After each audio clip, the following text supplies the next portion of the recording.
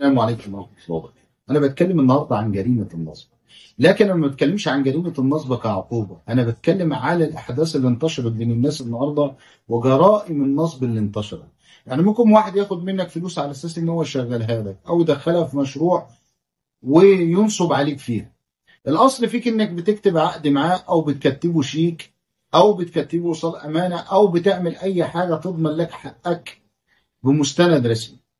طيب النهارده انا بتكلم بقى لو انت ما عملتش الاشياء اللي تثبت لك حقك، لا كتبته على عقد، لا مضى على عقد، لا كتب لك شيك ولا كتب لك ايصال امانه، وما معكش ورقه واحده تثبت بيها حقك. طب انا اعمل ايه في الحاله ديت؟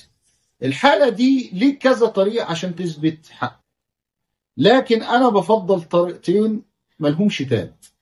الطريقه الاولى ان انت ممكن تقدم للنيابة العامة طلب بتشرح فيه الواقعة وبتطلب فيه تأشيرة من النيابة إن أنا عايز أحرر المحضر بالواقعة دي. وبعد ما تحرر محضرك بتاخد رقمه، بعد يومين ثلاثة تروح للنيابة، يكون المحضر راح للنيابة، تقدم طلب تاني لسماع شهود في الواقعة. وبعد ما بتسمع شهود النيابة بتنزله للمحكمة، المحكمة بتديك حكم، بعد كده تقدر ان انت تعمل له ضبط واحضار، وتقدر بعد كده ان انت ترفع تعويض وتثبت حقك وتنفذ عليه. ده الطريقة الأولى.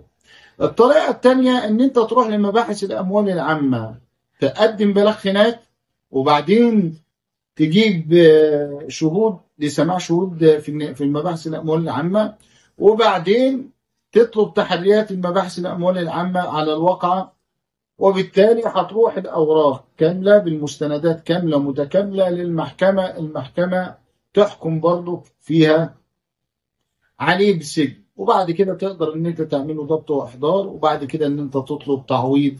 وبالطريقة دي تقدر تبقى انت ثبت حقك وانت ما معكش ورقة واحدة ولا مستند واحد. والسلام عليكم ورحمة الله.